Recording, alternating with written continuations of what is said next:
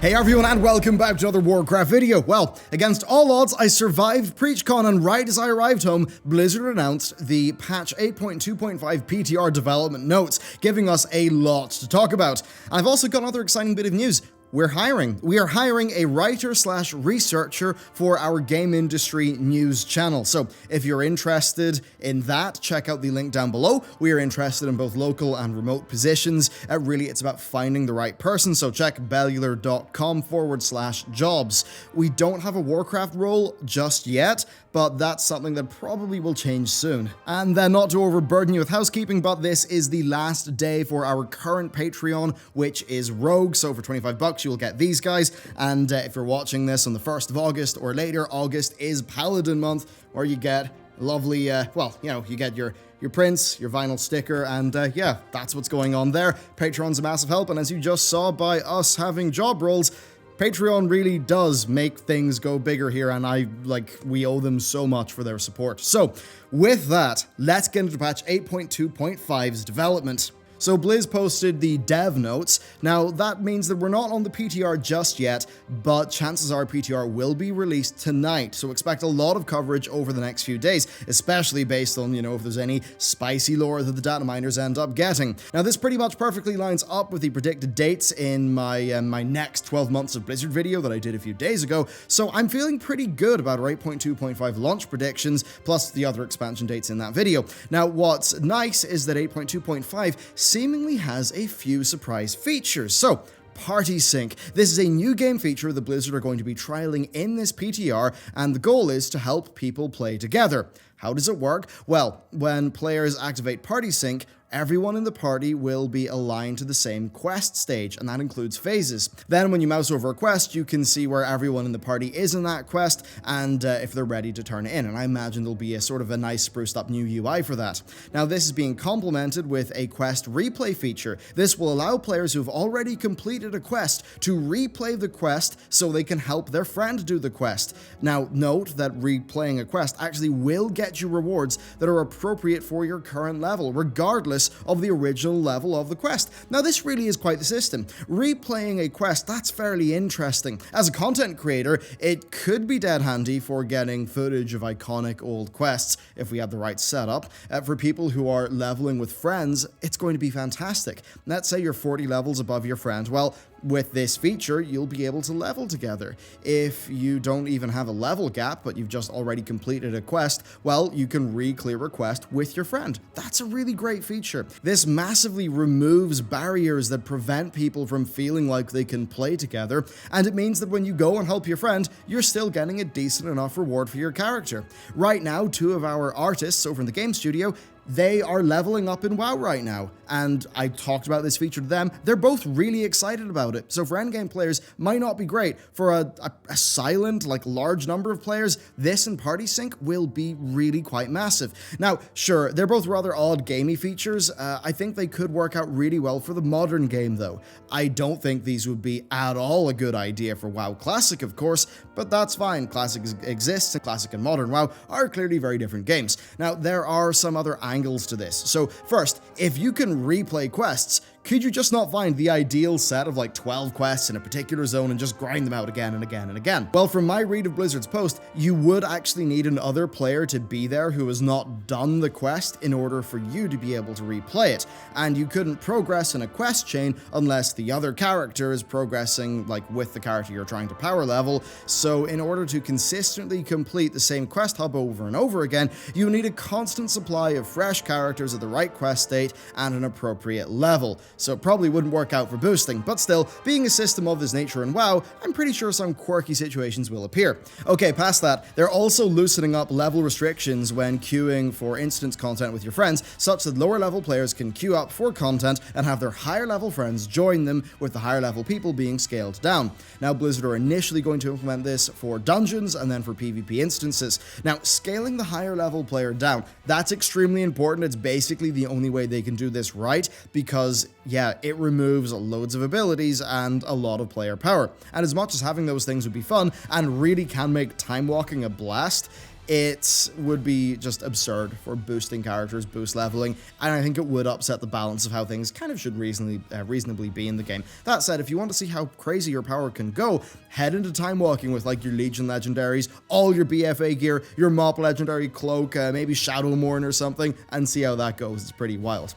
Overall though, I think this is a fantastic feature. If your newbie friend wants to run dead mines, you can go in there and be a tank and tank with them. This could really help experienced players onboard their friends and give them a real, proper World of Warcraft gameplay experience, which is really great for how modern WoW is designed. Again, I don't think this would fit Classic. I mean, it is the case that, yeah, if you can play with your existing friends, you don't need to make new friends. Now, that could be fine for getting your new friend to play Modern WoW with you, because Modern WoW is not particularly good at naturally forming friends out of necessity in the same way that Classic was able to, but in Classic, it is right that if you want to do Deadmines, you should have to find other players in a similar situation to do it with, because that's just how the social bonds of that game work. Now, staying with the social theme of the 8.2.5 dev notes, Recruit a Friend is returning in this patch. So, Blizz recently removed the system, and this new one is their plan, and it basically just seems to be old Recruit a Friend plus Scroll of Resurrection mixed together. We don't have the details just yet, but it just seems to be a more slick version of what you already know,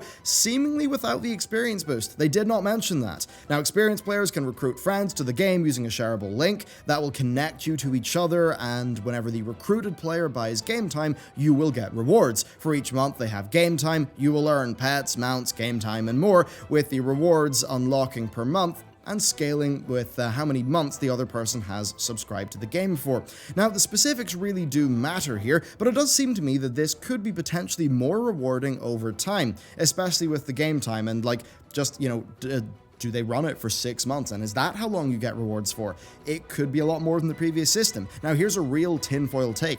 It could be because they want to sweeten the deal, because basically they know their business model doesn't really depend massively in subscriptions. It's more about things like the level boosts, the mounts and the like, which is why this is going to be heavily focused on mounts and pets and stuff like that, but maybe you won't have experience and it's just about getting as many people into the game as possible. I mean, that is basically what a Recruit a Friend thing is going to be anyway. Now, as for the experience angle, well, they did not mention experience boost here. It would feel quite bad if the experience boost wasn't there. I think especially since WoW does have game features like the scaling and now with party sync, where the experience boost wouldn't really lead to the problems of the old experience boost. Now, look, I loved getting mad RAF XP, and I was doing that multi-boxing back in the day, but I think it is also true that when you were doing that massively, you were out-leveling people, you were out-leveling zones, you got a very fractured, confused journey through Azeroth, but now that's not a problem, especially with things like party sync and quest replay. So yeah, if there's not an experience boost element there, even just if it's 25-40%, it would feel pretty scummy. And then I suppose I'll ad-lib in another tinfoil take here. What if 9.0 is doing the level squish? What if 9.0 has a bit of a world revamp or something like that? A new player experience. It would make a lot of sense that party sync, quest replay, and a revamped Recruit a Friend are all put in place and are working well before that new thing happens. And maybe that's why, Blizzard are doing this now, because they want to get a surge of new players in with that next expansion, if it's going to have the level squish and maybe a revamped new player experience. Anyway, though, that's not all. We do have the 15th anniversary of World of Warcraft. This is included in this patch, and that pretty much confirms that this patch will be out before the 15th anniversary, which is not much of a surprise, and does fit our predicted schedule for 8.3 coming out a little bit later. So, in this, you'll be able to do 3 unique raids. They will feature old nostalgic encounters. It seems pretty cool, to be honest. We'll have to see what the specifics are. And that will get you the Obsidian Worldbreaker, which is a Deathwing-inspired reskin of the Storm Dragon model. It does look pretty darn cool, though. You're then going to be able to go back to an old-school-inspired Alteric Valley that will give you an event currency that can be exchanged for either a Stormpike Battle Charger or a Frostwolf Snarler. Now, I'm very interested by this. Note that it's just giving you a currency that you can turn in for those mounts. Now, the thing with old school AV is that could last like 12 plus hours. So I wonder if it's not about winning old school AV, it's just about queuing into it, going into an old school AV, and just participating in the battle. And that's pretty much what they're going with. And Really, if doing it via currency system means that it can be old school AV that lasts for a very long time, I think that's really cool, especially if they do put in a reward for staying there the whole distance and being there to the bitter end and getting something. Then next up, Blizzard have announced Firelands time walking in 8.2.5. This is going to work just like Black Temple and Ulduar, so will be active during the Kata time walking week. But it's also an interesting lore opportunity. So here's the deal, right? So far, Ulduar and Black Temple have both been framed as us protecting the timelines against the Infinite Dragonflight. So in Black Temple, the quest text says that the Infinites are trying to give Illidan a better Mardoom attack plan, seemingly one that would mean that the events at the start of the Legion expansion wouldn't have happened in that way. And then for Ulduar, the quest text says that the Titan locks have been aged by thousands of years. So seemingly that's about breaking Yogg-Saron out. So who knows what the Infinite Flight could actually be doing with the Firelands. Next up, though, we've got bees. Yes, the bee mount will arrive in this patch. Alliance players will get it by completing the quests from Barry the Beekeeper. This is perhaps going to be a bit like the Horde's Direhorn training quest line, so that'll be a pretty cool thing to do when the patch comes out. And also on the topic of visuals, they did confirm that the Worgen and Goblin revamp will arrive in this patch, which is exactly what we expected.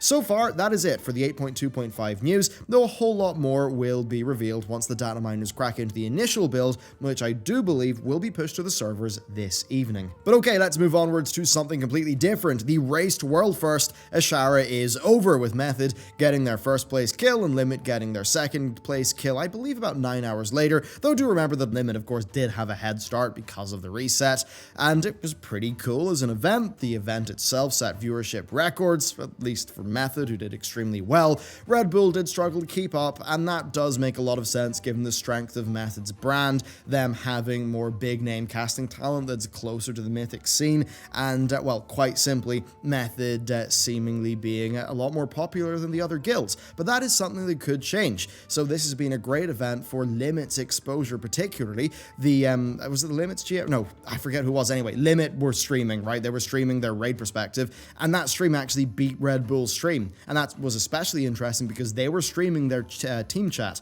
which yeah, was really enlightening as well. So that actually could set the stage for Limit having more of a like position in the future, being a bit more known by people, having just, I guess, more fans. And what that could result in is the next race having a better storyline to it, because Limit will be a bit larger.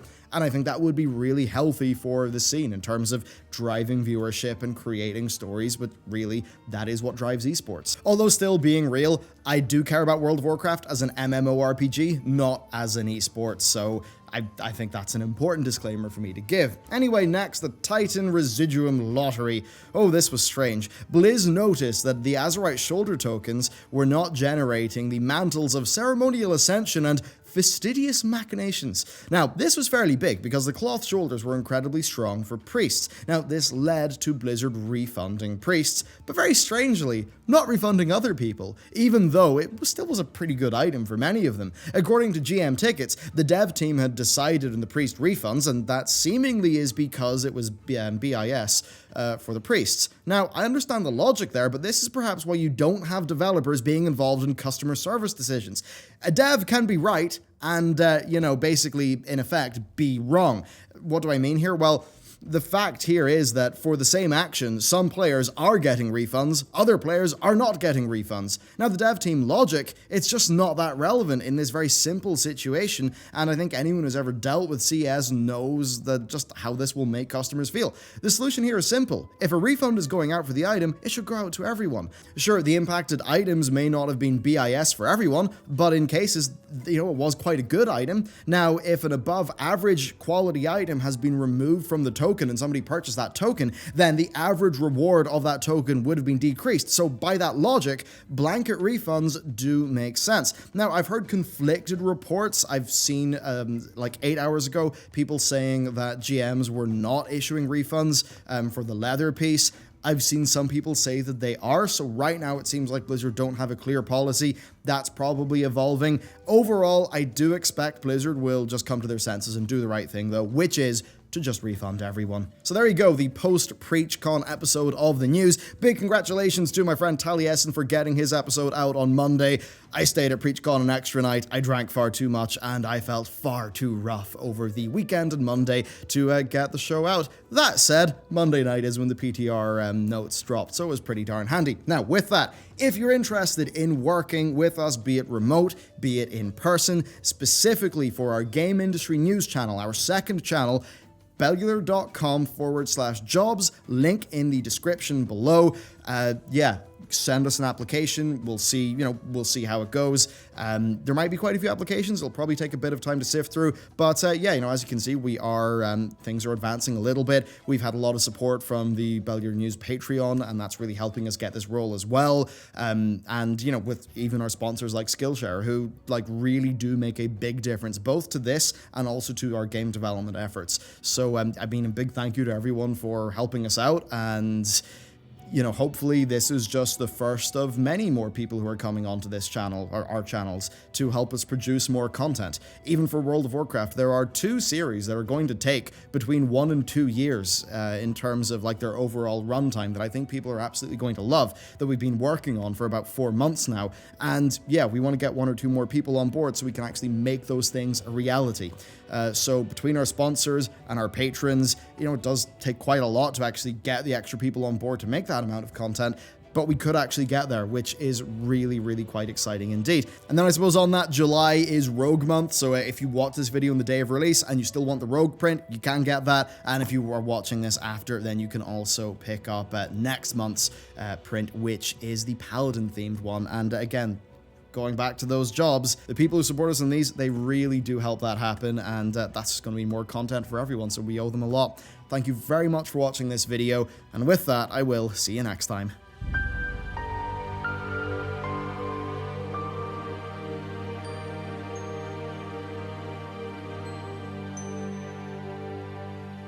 Mm-hmm.